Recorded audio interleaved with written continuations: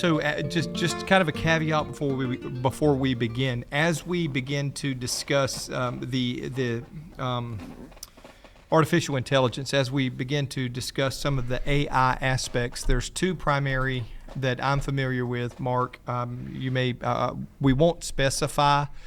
We're not promoting anything. Everything that I'm telling you about has a free version, and I have vetted out the free versions, and everything that I'm going to tell you, every way that we utilize it, is available on one of these free version formats. The two would be Gemini, which is now, if I'm not mistaken, it's an extension to every Google that you have, a Gemini, and the other one is Chat GPT. Yep. And there's a free version. There is a paid version. Most of this I have done with a free version, and if it couldn't do it in Chat GPT, I was able to do it free in the Gemini, which is the free version. I do myself, with all transparency, I do use the paid version. A lot of the staff, everybody who wanted it, has a paid version as a form of a virtual assistant. The reason they have this is because it is invaluable to me, and I thought that they could get some of the same value out of it as well. Primarily department heads try to keep costs down. Yeah. But the free version will work. Again, there's only been one thing that I didn't see the free version on Chat GPT that would work with, and we moved that over to Gemini, and it did it.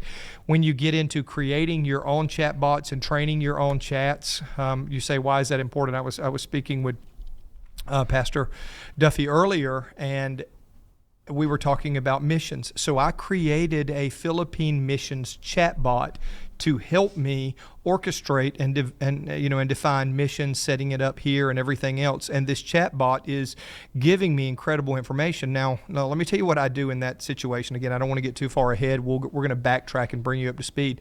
But Kevin, the reason I wanted to know and pick your brain is because I'm not going to take anybody's word for anything. When it comes to the Word of God, don't take my word for it. Go back and study to show yourself approved. But what I've noticed, whether I was receiving military intel, or whether I was getting information from certain people involved in certain things, I ran it by them, and then I would run it through chat to see if it was consistent information. I would suggest that's why I literally want to meet with you, because I want to validate this information. I'm learning to trust this new technology. When we talk about AI, I think it's important for us to realize that it doesn't generally generate its own information. Would you say that's fair, Mark? It accesses gazillions of bits of data out there on the World Wide Web. Yeah, primary difference between AI and your standard Google search. Google takes you to a place to find the information. Chat goes to those various places of information and brings that information to you, so you can see how much more quickly and efficiently. So I don't trust this AI thing. You're doing it already. Your phones, Google is a form of AI. It's just It's like a discussion format. Yeah. That's why it's called chat. Exactly. So we want to talk to you about effective integration of technology in the church. We refer to that as innovation. Innovation is taking existing technology and utilizing it for your mission or for your particular goals. So I'm Pastor Tony McVickers. I'm with the RockFish Church, and this is Mark Autry. And you do stuff, production. He does. He is a production. We have our hands in a lot of the technology stuff and hands-on and live production and prep. Yeah, prep for church services and also web.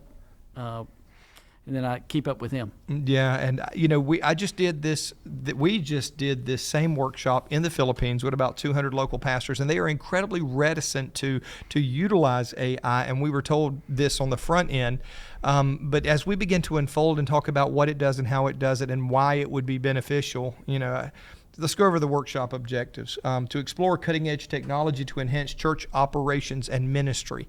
So I am in no way, shape, or form advocating AI for sermon writing, okay? Do you understand?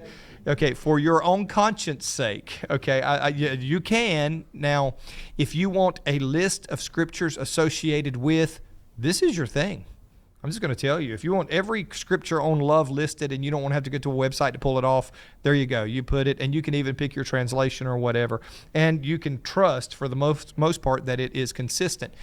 The thing about chat in particular is that it does give references or citations. It will give you citations according to what it's using. So, because it's using somebody else's information. It's Yes. been plugged in somewhere. and that could be Bible Gateway, which you may be using anyway. That may be Blue Letter Bible, which you're using anyway. That may be, it's anything that's out there. So the resources for it to pull from, if it is, I am convinced, and this is just a side note, you can do with this what you want.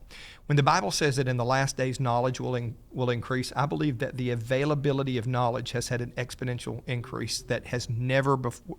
Knowledge has been there. It's been available, but it has never been available like it is available now. We're just touching the edge of this. We're not even talking about quantum computing. We're not talking about the ability to do any of that stuff. We're entry level at this point. So, Oh, yeah, I don't know if that's is it a swiper? Oh, Okay, look at swiper. it again. It's a swiper. so we're going to try to give you two. Like I'm the perspectives. tech guy, and I didn't know you could do that. Yeah, we're going to try to give you two perspectives. I'm going to come from a theological or a pastoral application perspective, and Mark is going to kind of come from another one. I want to address some concerns: theological foundation for embracing technology to extend the church's reach. In Christ's day, the Romans had created the Roman roads. Did they utilize the Roman roads, and was that new technology? It was different, but it was absolutely new technology. Had they not utilized at that particular time, would have greatly inhibited the spread of the gospel. I think we'd all agree. Tools are just that. I see this and believe that this can be a tool. From the printing press to the utilization of ships to spread the gospel, Christians and Christian organizations have always utilized cutting-edge technology to advance the gospel. I believe that is one reason the knowledge comes. As far as balancing theological advancement with spiritual focus, it should never, in your conscience, be at odds. If you do not have peace, if your conscience bothers you, don't ever do anything to compromise your conscience in that area. Again, this is a tool. This is not necessarily an easy button in a lot of ways. It is. It makes things much easier, but there is no substitute theologically. Okay, it's just going to give you information. Depending on what you ask for it. So when it comes to tools like that, I mean, Pastor Tony's addressing kind of the pastoral side, right? What are the things you really got to watch out for from a technological perspective? These are very powerful tools. You have your web browsing, your Google searches, you got Perplexity, you have Gemini, you have all these free tools out there. Copilot's one of the ones that's free if you use Microsoft Edge as a browser. We got all kinds of free tools out there also to expand ministry and expand the reach. You got live streaming on free platforms. You got YouTube, which is all owned by Google.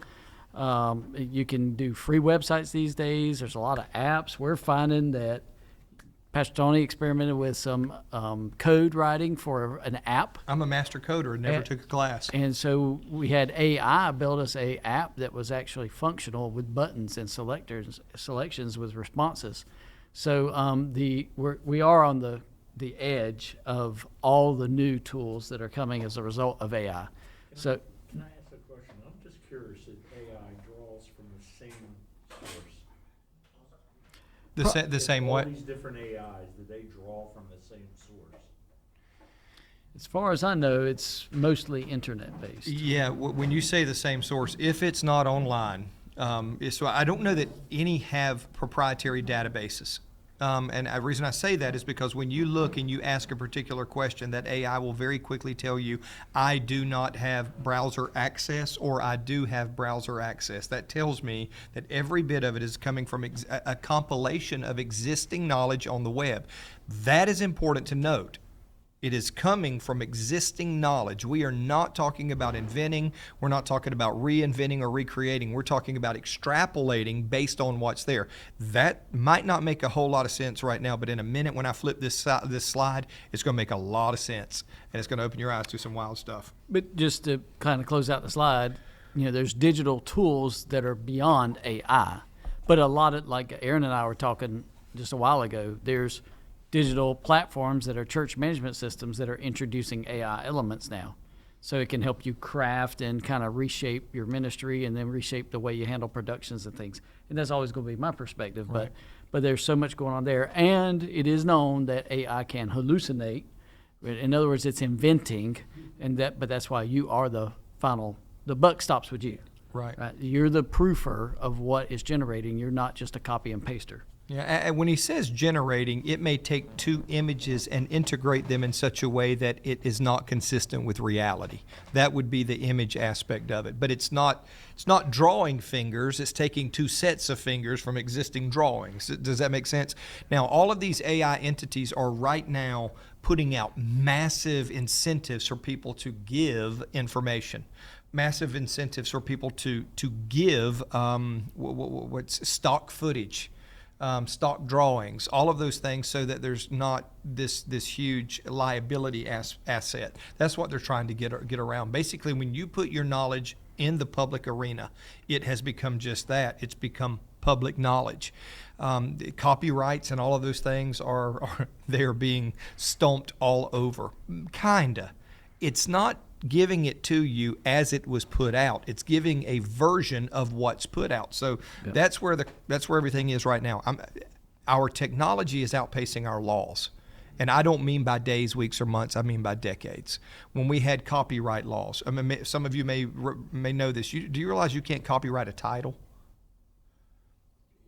I mean, think about that. I didn't know. That's why you can have 3 movies with the same title. That's why you can have 3 books with the same title.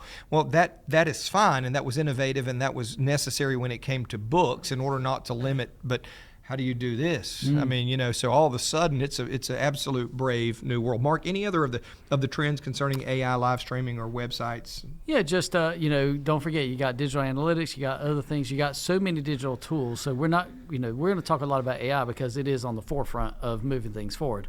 But remember, we can use AI to learn about all these other tools. So that's another. See, this is the game changer. So AI assisted content creation. So I think all of us have wanted to, and Kevin, I may have shared this with you at some point. Here's how many of you post your videos on YouTube? Anybody post videos on YouTube? Okay, y'all do YouTube. Okay, YouTube creates a transcript. You can copy that YouTube link and ask it to create small group or discussion curriculum based on that particular link, and it will extract all of that and create in seconds a small group discussion curriculum with points, with discussion points, action points, and questions in seconds. Listen to this, based on your material. Now, that's a game changer, because all of a sudden it's not inventing something. It's repurposing the content that I spent hours doing a sermon. So all of a sudden, every sermon can become a small group curriculum in seconds. And are you ready? For free. Do you understand? So all of a sudden, small groups, this has incredible implications, and it goes even further than that.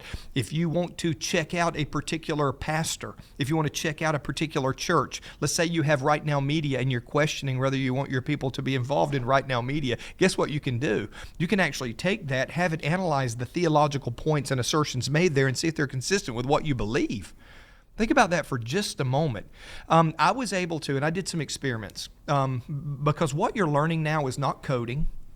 What you're learning now is not algebraic, equations. What you're learning now is not literature. What you're learning is prompts. Okay, so all of a sudden, if you can ask it, you will never ask a question that it can't answer. It will give you an answer. If you say, I'll give you an example. So you heard of the organization that we have, EARN, the emergency response network that we have. So one way that I utilize this is I said, okay, I need a list of the most potential corporate donors based upon the information that you can retrieve from my website. I put in my website. I need a list of donors, and I need a letter crafted that will most effectively help me reach those donors effectively. 36 seconds later, I not only have a list of donors that are more likely to be open to the idea, I have a letter crafted specifically for them. Does that make sense? All of a sudden, this is a whole new world that is so... I don't know if you remember, how many were around when the internet was invented? Yeah, I remember sitting down at my computer thinking the world is at my fingertips and not having a clue about what to do with it, thinking there's all this information and I don't. Yeah, Al Gore was. Yeah. Anyway, him and Al. So I had all of this. In fact, I think that you would be amazed, and this is what I wanted to show you with my prompt. I said, give me the top 10 most effective prompts used for churches. All of a sudden, it began to. In fact, he's doing this real time. Where's my microphone? Now, the reason the prompt is important is because you need to know what to ask for. I'll give you an example. Top So 10. I said, top 10 prompts to help my church become more effective in outreach. Okay, just think about this. Now, these are prompts that you would give it. You could say, what are the top 10 most effective outreaches out there, and you've got them, okay? All of a sudden, are they seeing this? Yep. Oh, No, they're not seeing this.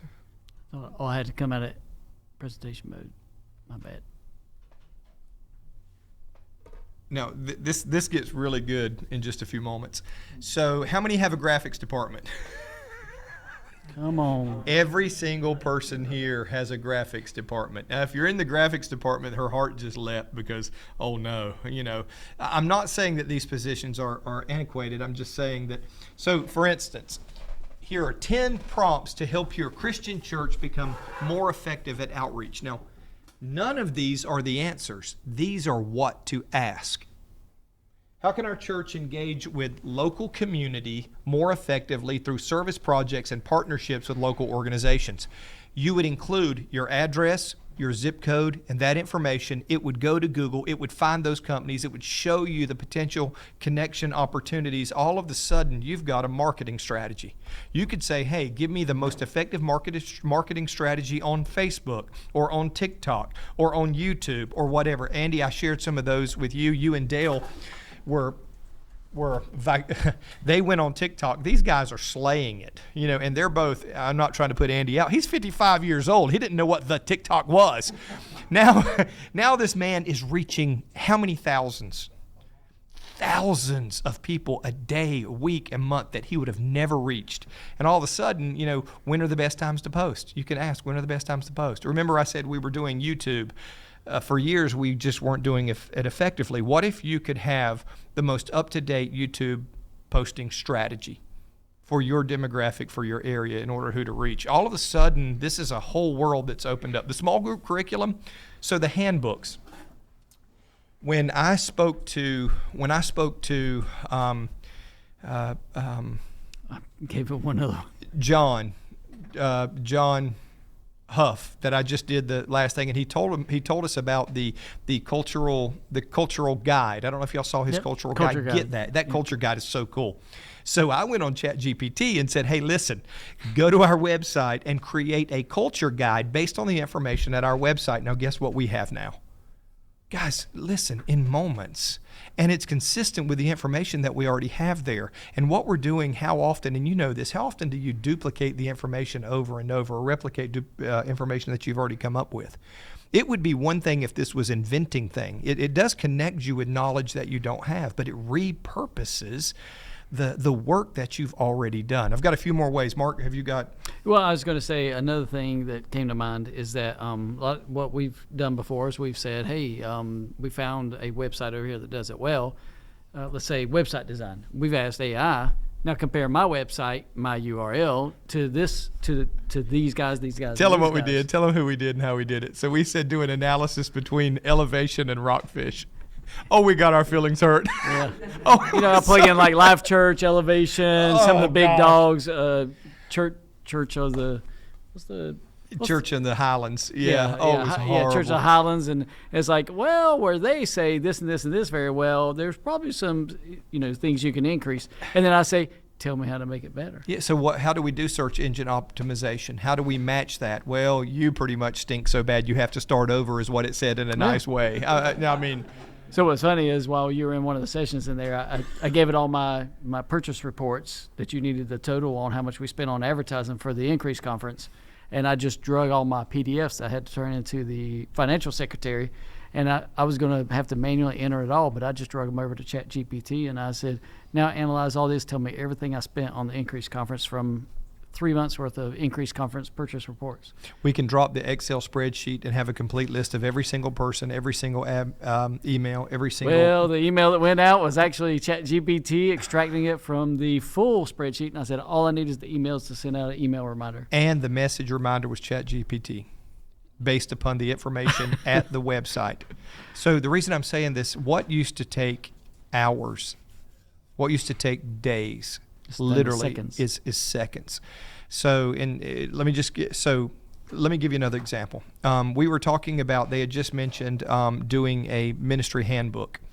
We were able to do a video version, or there's a AI program. Is it Parrot or Parakeet? Narrakeet. Narrative. Like a parakeet. Yeah. So basically, you take your SOP, you paste it into a PowerPoint, you put it in this AI program, and guess what? You have what's called LMS, Learning Management Systems. You have a video of training for whatever department in your church. You just need to put it in a placeholder, right? The video. You just need to put it somewhere. You literally stick it in Vimeo. You have somebody come into your organization, the what and the why and how we do it, all right there. You do it one time and you can or always do it change. for free on YouTube, unlisted to the general public, and you just distribute your links to unlisted because YouTube is free.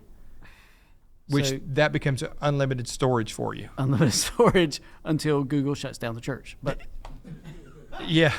And when they Or do, they try. We'll ask them to copy all of our stuff to a different place. But all of a sudden, we don't necessarily have to know how to code. We have to know what they asked for. Remember earlier I said to you, and this is going to blow your mind. So we have an app on Subsplash. How many use Subsplash for a website? It's going to blow your mind. Do you have the app that goes with the Subsplash package? No, listen to this. So I went to, this is on my ChatGPT paid version. I went in and said, I want to develop a spiritual maturity test based on 1 Corinthians 13. I believe that a person who is walking in the fruits of the Spirit, those are true signs of maturity. How patient you are, how loving you are evidence of how mature you are in Christ. I think any minister would agree with that. I said, based on 1 Corinthians 13, I want you to create a test that will show the level of maturity based on that context. It went through, created it. I said, also, I want us to work together to create a plan to help them improve in the areas. So it not only did the test, it created a summation based on whatever you did on the test, what you checked, gave you an overall score. Listen to this. It's going to blow your mind. And was ready to produce next steps to help you grow in the weak areas. I did it through prompts. It produced it in a code that we pasted into our existing Subsplash app, and it showed up and it worked. and it was a button that worked. And people Guys, could go in there and literally just so do their spiritual. Was it spiritual maturity? It was a test? spiritual maturity test. Yeah. I mean, think about that. It was a customized spiritual maturity test that would allow me to catch the temperature, and it was on our app. It was a button that they were able to. I'll give you an example. How long did we spend trying to create the stupid little thing that tells us how many people registered and then showing up all this? Did I tell you I was experimenting with this? So You probably did, but it took us coding and two different coders basically working to create a little thing that when you pressed a button would keep track of how many people pressed what button and show a display. oh, my reach. Yes. Yeah. reach. Yeah, that took a long time. Too long. A day. A day of people day. coding and doing this. We're talking less than 30 minutes of prompts. Not only that, there's a brand new feature that allows you to test those prompts and coding within AI. Have you seen it? It's called Canvas.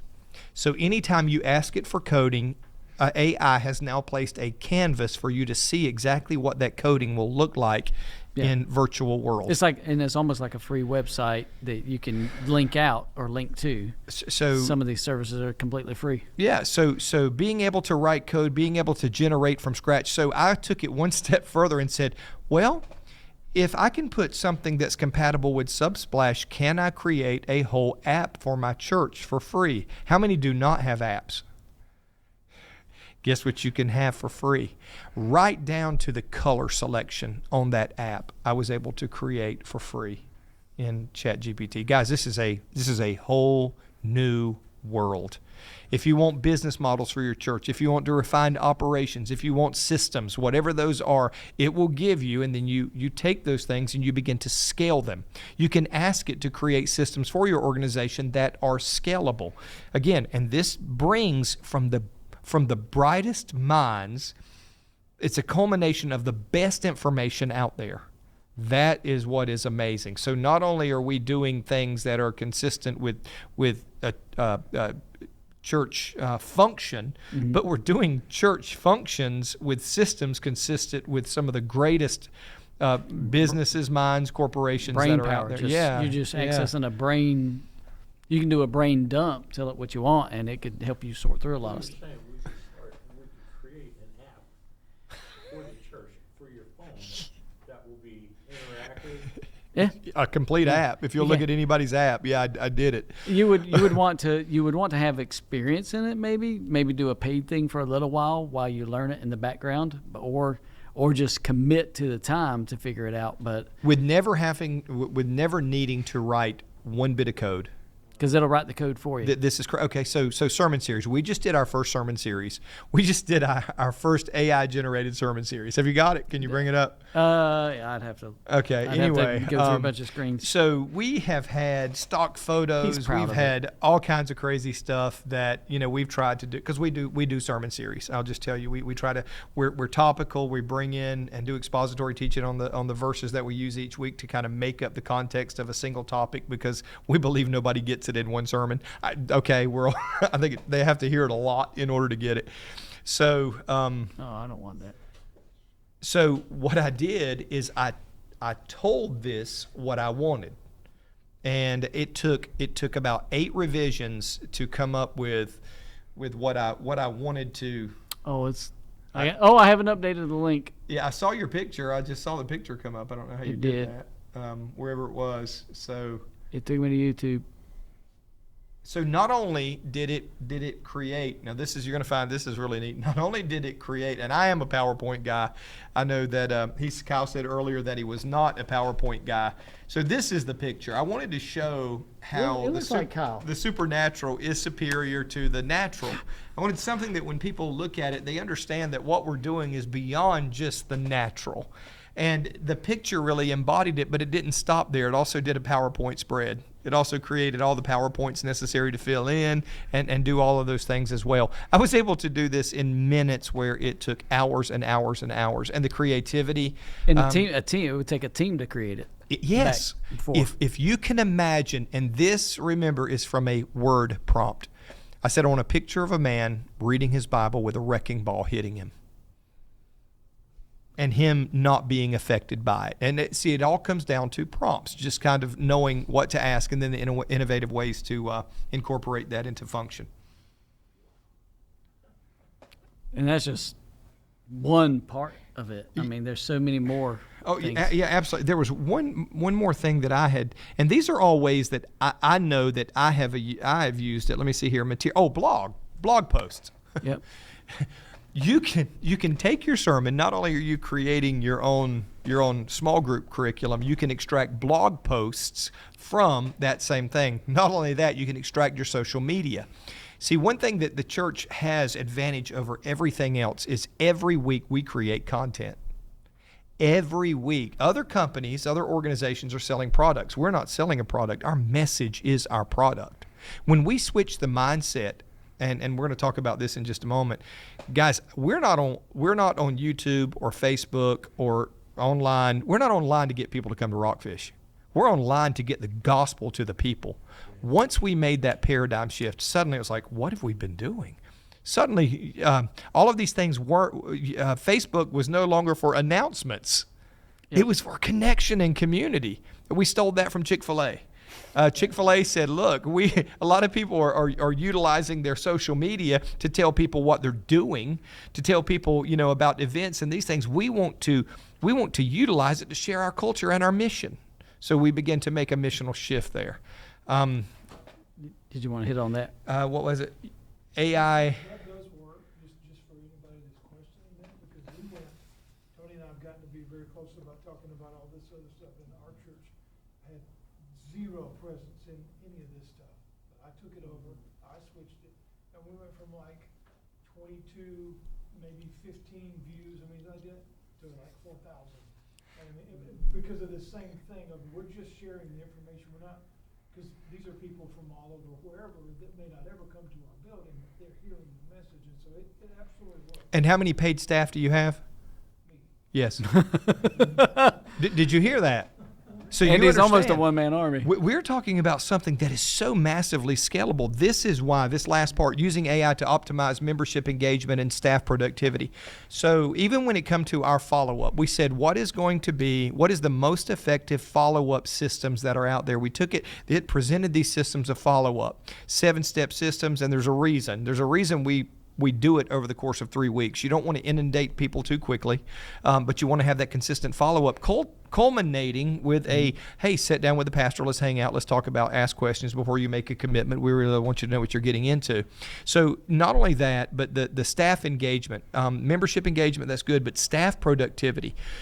Mark, let me ask you this. How much more productive, and you know what he does, since we have adopted AI, how much more productive percentage-wise would you say that this has helped you become? So for most of the things that we do, particularly with anything digital or that we publish or social media posts, I would say, well, can you say 100% increase?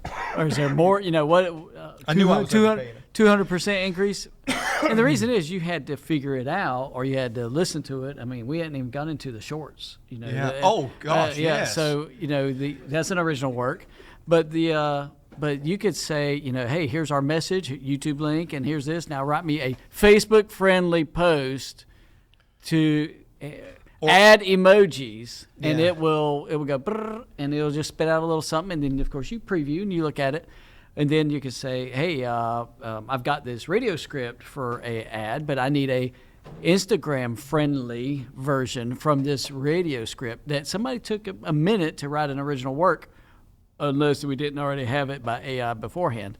But what I'm saying is you're just taking the same information and you're just repackaging it to deliver to the place that's going to get the most likes and the most friends and the most whatever and the engagement. So how many of you are posting shorts? When I say shorts, YouTube shorts, or any of those, how many are using AI to do that? Or anybody using Opus or any of those to do? So you are using Opus. So we would spend hours and hours extracting 1 minute or 90-second or whatever it is from those. Opus and AI allows you to do it with titles to extract a 40-minute sermon, 10 to 15 to 20 shorts. You can ask how to optimize how to SEO, search engine optimize the description of it. If you're not doing that, you're doing yourself a disservice. But what is the search engine optimization for YouTube? And they are different, just FYI. Whether it's YouTube, whether it's Facebook, whether it's whatever, you're looking at a massive difference. But why not just ask, here's the name, give me an SEO friendly description to go along with this short. Now those shorts, we put it in Opus. Opus is ridiculously cheap. It's an AI model that you just click the YouTube link on it and it produces shorts, and you can have 20 shorts in 15 minutes and post those, every day or every 2 day, whatever the algorithm tells you to post it. Yeah, and you can, I think we have templates. You can have templates so it can look real, I won't say standardized, but almost branded, like your look. And you can have zero editing experience. It's all done through word prompts. Literally, it shows you the transcript, and where you want it to stop, you stop the word, and it adjusts the video. It has revolutionized, video editing and audio. Not only that, Mark mentioned before having a radio ad.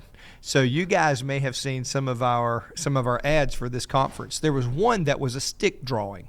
I don't know if you saw it. Did you see the little cartoon, the last one that came out? It had a narration, and the whole Increase conference was drawn by pencil. It drew a little stick man who was having a problem with his church, and it created this entire narrative. Tom. Every aspect AI generated. It was our absolute best one. You did one, I did one, Kyle did. We all did one and went into the studio and did it traditionally. Great, wonderful. But this little stick man pencil drawn creative thing, AI Dan said he did it in 20 minutes. And it got the most likes, views, shares. Oh, it was and it was incredibly entertaining. And listen, no voice.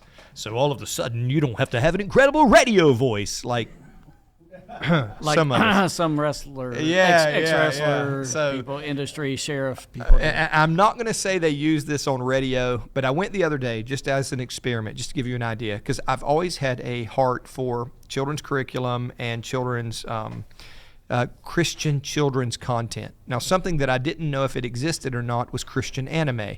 Anime is wildly popular. It used to be called Japanimation. You remember Japanimation? I remember doing a voiceover. I tried out for a cartoon voiceover, one of the first Japanimations. It wasn't anime, and this has been, 35 years ago? So anyway, glory days. And so I'm back here, and I'm like, well, what if there were Christian anime? So I began to look at AI tools that could make it possible. From voices, free, to animation, free, to the only thing you need is basically a computer stout enough to allow it to do that. So I was able to sit and create 4 episodes with character generation, voiceover, and all that, 4 children's cartoons in a matter of hours. I want you to think about, this is a whole new world just waiting, and it's an opportunity to get the gospel out. And I said, help me write some of these that are Christian themed with these moral points to get across based on these Bible verses. And all of the sudden, I'm working with this thing, and we're producing things that would have cost us thousands of dollars to produce. We're doing it in minutes for El Zilcho dollars. It's just, it really is amazing. So if we're not, why wouldn't we? Right. So Absolutely. From marketing, if you don't have a marketing department, guess what? Now you've got a marketing department. It's just you don't know what you don't know. And I think that's killing us in this area. The blog post, the repurposing of material. Think about the grants. Remember you were... Oh, yes. Think about this. What if you were able to say, find me grants for this particular thing? Do you understand? That's how easy it is. Find me grants for my church in the area of, pick it up, there it goes. I said, just for experimental sake, I said, give me 5 online-only business models that can be AI run that will generate income. Guess what it gave me? Exactly what I asked for. And step by step, how to implement it and have it up running. Guys, my people perish for lack of knowledge. Well, all of a sudden, there's no lack of knowledge there. The thing is, how do we incorporate this and leverage it to expand the gospel? People are, and I'm going to say this as gently as I can, people are less and less benevolent and generous than they've ever been. Okay? It is hard. Not only is the economy... They got a lot more love than offering. Yeah, love offering. Yeah, right. They got a lot more love than offering, you think. So as those things dwindle, as we become more innovative in a more and more hostile culture, I won't get into all of that and why. You can probably ask. I'll just give you a question that I asked today, even when it comes to some of those philosophical things. I said, is there a correlation between the adoption of a small group model that happened in the 60s and 70s that really came to fruition in the 90s and the degrading of theological certainty? Fair question. I want you to think about that question. He lost me on the theology part. Well, we've seen that the theological astuteness of the church has been going down, down, down, down, down. We've seen this. We are in a theological mess, according to some of these massive research studies or studies that have been done. So I said, what is the correlation between, are people getting their theology sitting around talking to each other, making it up, as opposed to getting it from qualified, anointed, gifted teachers, pastors, and those type of things? I would encourage you, find an AI, type that question in. You might be surprised at what happens. I am all about having the small groups, but when your small groups are teaching theology and they don't know what the heck they're doing, you might be doing more damage than good. Kevin, I think you and I may have discussed some of this at one point. That's not an easy conversation when 90% of the church models in America have adopted that. I'm a best practices guy, and I'm going, God, how do we stop the hemorrhaging? People can't even determine whether killing a baby is moral or immoral in the church. We got a problem. Yep. I'm just saying. Anyway, there I go. We got off of Well, AI real quick. Another thing I want to mention is we've used it recently to do market research for another church plant. You know, hey, I'm looking for this in this area, blah, blah, blah. I study the market, what's good for this, what's good for that. I mean, there's so much information that it can access now that you can use. Yeah, so glad you brought that up. So I'm in the Philippines, and I said, we are looking for a church plant in this area. Here's what we're looking for. Here's what we need it to do. It provided a list, and I gave that list to the local pastor who had been looking, and he's like, where did you get this? So all of a sudden, it's there. It just opened up another world. Like, it was a revelatory moment almost, I Yeah, would say. yeah. For me, I was like, wow. So all of a sudden, outlining conferences. What are the most needed conferences in the church? What if you knew? What if I could tell you right now, the number one, the top 10 questions concerning marriage that is being asked on the internet? Of all of the people on the entirety of the internet right now, what are the top 10 marriage concerns? You think that would help a church start answering relevant questions? You know, we decided a while back we're going to start answering the questions that people are asking, not just telling them what we want them to know. We're going to start where they have a deficit and fill that deficit with the Word of God. All of a sudden, it gets their attention because they know you know what you're talking about. So I said, what are the top 10 questions? Well, the top 10, ironically, I said in the Philippines, and we were doing this conference, I said, do you know what the top 10 marital issues in your community is? I said, I'm from the United States, and I can tell you your greatest marital issues. Are you ready? And as I talked to them, they were all like, because I said it for the Philippines. I said, tell me what the biggest issues in the Philippines is. And it was very incredibly descriptive. So why would I go and speak to an audience? So Mark's big question was this, and this has always been a communicator. If you're a pastor, you're a teacher, you're a communicator, know your audience. Yep. What if you could say, give me some cultural cues? I had this thought. I was in the bathroom earlier. Sorry, too much information. And I was thinking because when I was in the Philippines, I talked to a young man from Japan. He began to explain to me that there's not comedy in Japan. He said, my family never joked. He said that is not something, even comedians are kind of looked down on over there culturally. So I said, I was thinking, I will prompt to give me culturally relevant comedic expression. Because in the Philippines, what's funny here is not funny there. And I'm talking to Pastor Jeff over there, our on-site Could be coordinator. offensive. Yeah, yeah. If you think it's funny, it might be offensive. He said, when you use a word that sounds like another word, that's hilarious. And so I'm going, okay, show me appropriate cultural comedy in this context. You can know your audience. Why wouldn't you? Why wouldn't we take the time to sit down and educate ourselves? There's a ton of information. I was studying quantum mechanics. When I say studying quantum mechanics, that means I'm looking at it on YouTube. And then all of these questions begin to come up because I'm seeing this correlation between quantum mechanics and Genesis. And I'm going, oh gosh. So I began to talk to ChatGPT and asking these questions like, for instance, does the material world need light in order to come into existence? Remember in the beginning he said, let there be Light. Well, I'm thinking light, because people go, well, there's no such thing as the sun. The sun was created later. Do you understand that visible light is only one very small portion of light?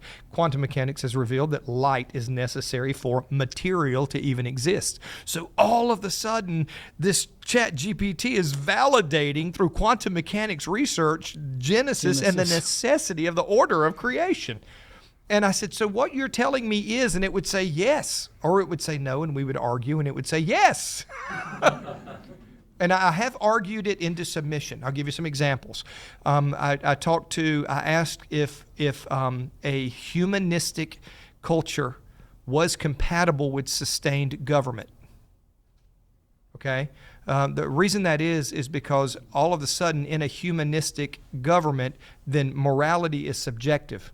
That means that it changes, which creates volatility and an inconsistency with longevity. It said it is, and I said, give me one historical example of it working. And it said, there are none.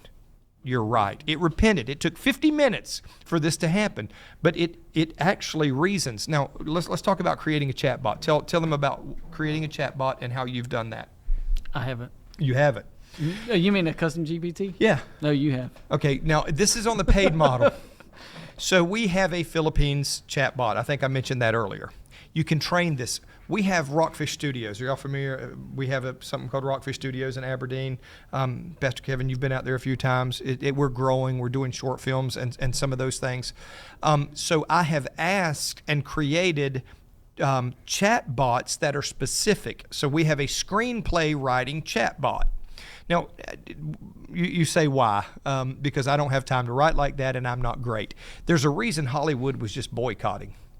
They were just boycotting because all of a sudden those unions were about to lose a lot of money. Well, bad for them if that happens, really good for us if we're not the most creative people in the world. So I suddenly have chatbots that write and direct and give me camera shots consistent with the directing of Steven Spielberg, Lucas. Do you see? I can ask that for shooting shots consistent with their directing style. You say, well, that's cheating. Well, you can call it whatever you want to, but people are looking at the final product. And I might not be smart, but I'm not stupid. I don't need to recreate the wheel. So all of a sudden, think about that. I mean, it just opens up a whole new amazing world. But chatbots can be custom made. I have probably 6 or 8. I have what's called a media guru. So if you go to that and you begin to look at chatbots, you'll find mine. It's called a media guru or media wizard. A social media wizard is the name of it. And basically what it does is it teaches you how to optimize SEOs for all of your social media platforms, Facebook, Twitter, YouTube, and the TikTok. The TikTok. Yeah. Social media wizard. And there's plenty of them if you actually do the GPTs. I've done a lot of the GPTs that were built. I look at usually productivity and then marketing for ads and stuff. So you can use a lot of those. The other side of learning in the form of Steven Spielberg or whatever is if you've done a lot of writing, you can upload. My dad is a Presbyterian pastor. He's actually preaching tomorrow. And he's written 10,000 messages over his career, and he puts them all on a Word. What was the software before Microsoft Word? Logos or something. Yeah. He wrote them all on like a Windows 98 computer, and it's still there. I'm gonna save and frame that hard drive, but you could upload your own messages, right, and then say learn from my writing style. I've written documents and we've written SOPs and then I've written narratives for projects, and I say learn from my writing style. Now put in this equipment list and rewrite for this new equipment list what I'm trying to do with this project. Let me tell you how specific it can get. Let's just say that you ask it for information and it begins to give you all of your information from a particular geopolitical perspective. You can change it. You could say, listen, don't give me the woke version. Yeah, you train it. Give me this version. Yep. So the information is out. The reason I'm saying that is because it's dealing with information. You train it. You teach it. You say, listen, don't give me it from a secular humanistic perspective. Give it to me from a Christian perspective. All of a sudden, what you're doing is you're generating filters. Think about how applicable that is. Yep. I mean, so what if you were able to create a discipleship, and Kevin, we'll just, in our context, let's say that I want to create, and here's the way you would prompt it, help me create a scalable, step-by-step discipleship program for new believers. What do we go to? That prompt all of a sudden goes that, and you go back and then you begin to augment it. So once you get the initial one, you look and go, well, I don't like that. Now let's do one that is consistent with Southern Baptist theology and get that theology from this website. All of a sudden, you know that what's going on there. You need to read it. Please proof it so it doesn't have 6 fingers like we were saying before. But, I mean, come on. Is it a lot easier to proof and augment that truth and articulate it? Another thing is, let's just say you're studying quantum physics or quantum computing or quantum entanglement, which is amazing. And you read this thing and you realize, wow, this is way too heady. Can you give that to me on a 6th grade level? Guess what? We were talking about coding earlier. It will code for you or teach you how to code on a level that's scalable to where you are. We've actually tested the coding on 2 or 3 platforms. So some different things use different scripting, and it knows all of them. I say it. Yeah. So you say create me code that will work on a Subsplash platform. That's what I asked when we created that button to go on that. Now, it wasn't just connected to a website. It was actually a code written button that we were able to place on there.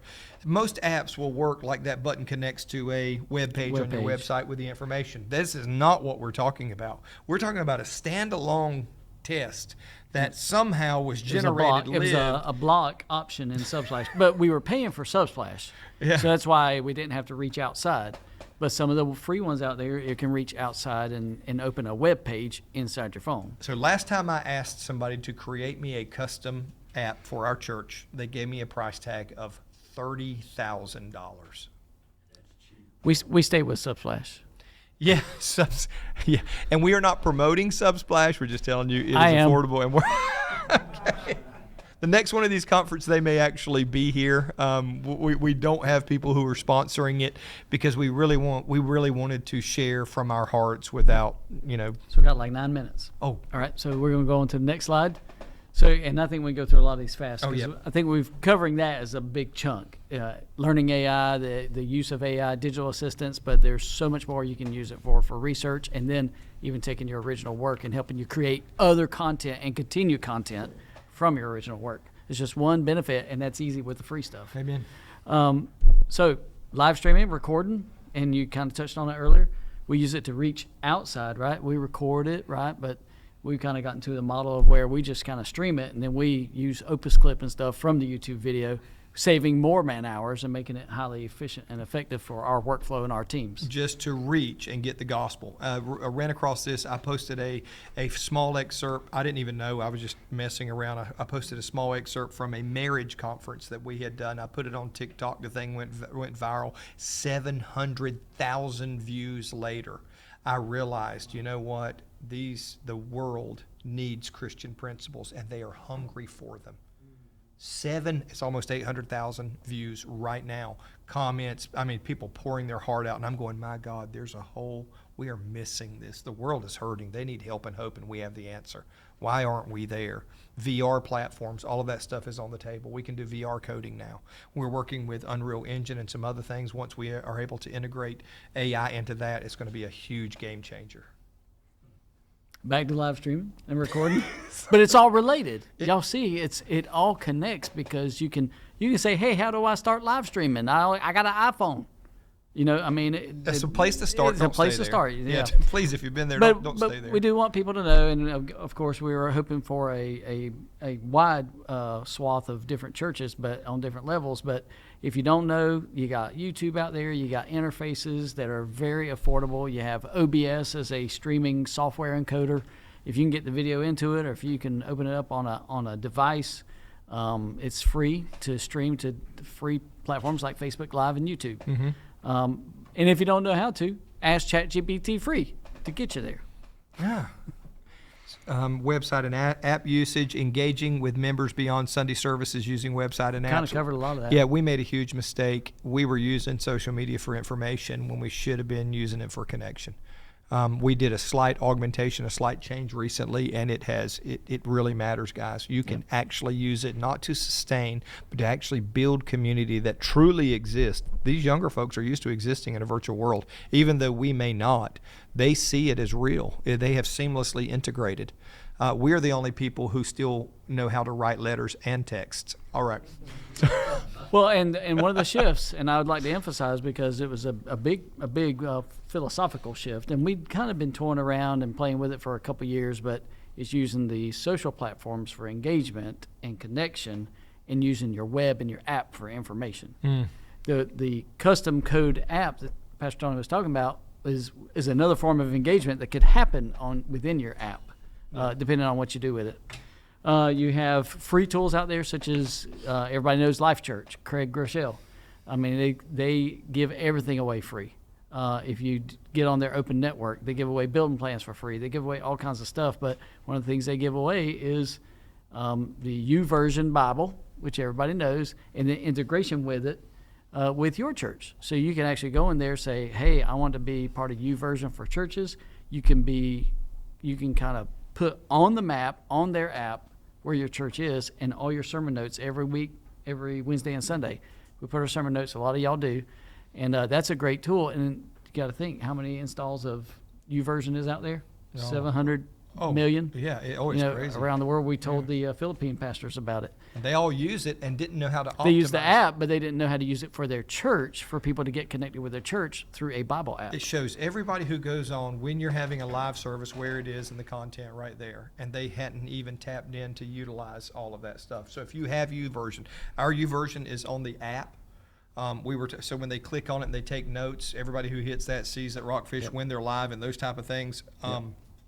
App integration, all of our sites. The reason this is important is we're using it as a metric guide.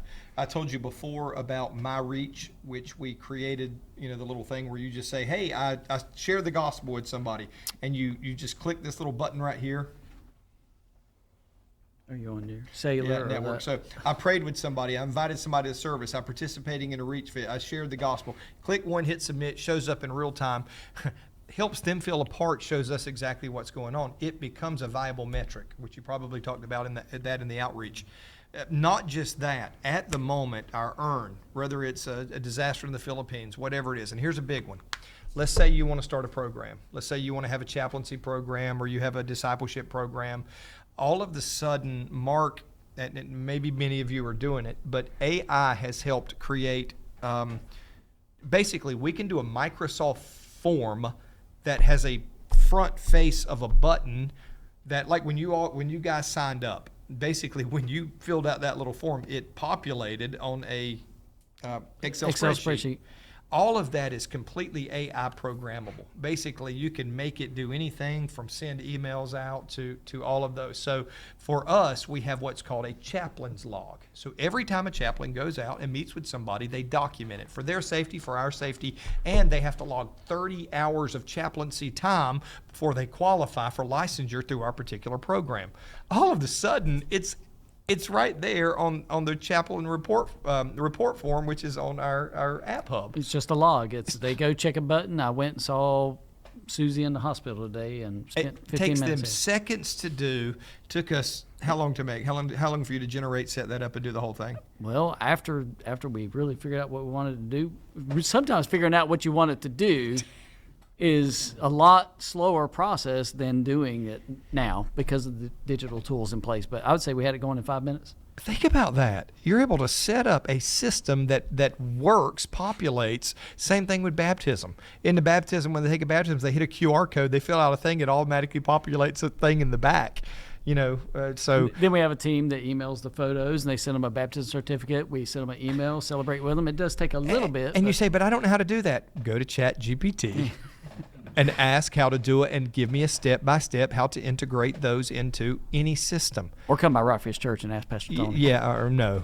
Anyway. Tony doesn't know how that works anyway, so that's okay. Are we out of time? We're going to be out of time in just a minute, I think. Okay. How much do we have? 2 minutes. So I would say just a quick hit, pastoral perspective. You covered this with the first-time guest follow-up, talking about it, but you use a church management system to track that follow-up process. We do. It's automated. The automation of that is what is really, really cool. We use, many of you use Realm, some of you use other things, but whether you're using Outlook or whether you're using your telephone, what is it? What's our text in church? Text in church. Every bit of that can be set up and automated on the day they visit to happen over the course of the next 3 weeks. Setting up that system becomes super easy. You say, I don't know how to do it. Again, what do? You ask how to do it. Think about it. You've got a virtual assistant that knows the answer to any question you could possibly ask. So when it comes to church planting and church planting methodology in a particular region, now you see why it matters to me. It's different to plant a church here in Fayetteville, North Carolina than it is in South Carolina at Southport. That's not South Carolina. Whatever. You see my point. It's just different. Have that information. If you don't have a church management system, get one. And there's Rock Church RMS. management system. Yeah, but if you don't, or you know somebody, tell them to start somewhere, because there's so much built into it, and they're all getting smarter and better and faster with AI integrated built in. That was all I was going to say. Okay, the ChatGPT, Google Gemini, Claude, and Copilot. Copilot comes with, what is this? And Mark actually has a resource sheet. A lot of these will be on there. Planning Center. So Copilot's built into Microsoft Edge. Another thing that I used it for yesterday to buy something with was it automatically searches all the coupons online. I saved 20% off a $100 purchase, which is $20. So I was going to Carowinds, and I said, hey, AI, hey, Al, find me some discounts for tickets. And guess what? Guys, it is really that simple. I'm looking for a car like this, and I don't want to pay more than this. Here it is. And it can be everyday uses. So can we do questions? Any questions as we finish? Anything particular? Anything? I think you answered my one question was about Copilot. Is it basically the same? Copilot uses GPT-4 engine, which is a what would you say, a collaboration with OpenAI, which is ChatGPT. So it accesses the same current information. It's browser based, so it's searching the internet for sure, but it's a little different than the paid stuff. There's a paid Copilot and a free Copilot. There's a free ChatGPT and a paid GPT. Does anybody use Office 360 or Teams or any of that? Then all of a sudden that comes in, that's included. A version of that is included. That is, I'll be honest, it's a little more secure than some of the other ones, according to our. It doesn't save all the information like a ChatGPT would. It'll get rid of it after 30 responses. I need mine saved. Yeah. That's why. No, really, I think Gemini does an incredible job at categorizing that. ChatGPT does a good job at logging them. I reference that log days and weeks because randomly I'll come up with these questions. I'll get the answer, but I can't utilize that information readily. So I'll save that and go back to those particular chats. Once you learn how to, super easy interfaces. So we're going to end officially right now. Yes, but we'll continue with questions. Yeah.